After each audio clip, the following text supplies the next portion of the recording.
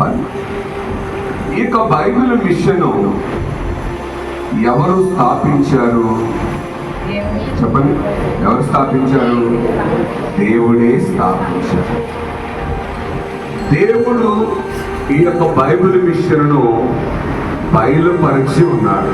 Bible మిషన్ను దేవుడే బయలుపరిచి ఉన్నాడు. జనవరి 31, 1938 సంవత్సరంలో దైవజనుడికి ఈ యొక్క బైబిల్ మిషన్ను బయలుపరిచి ఉన్నారు. అందును బట్టి మరి ఈ బైబిల్ మిషన్ను దేవదాసు అయ్యగారు అందుకొని మరి ఈ బైబిల్ మిషన్ స్థాపించడం జరిగింది. మనము గత మాసములోనే జనవరి 31 బైబిల్ మిషన్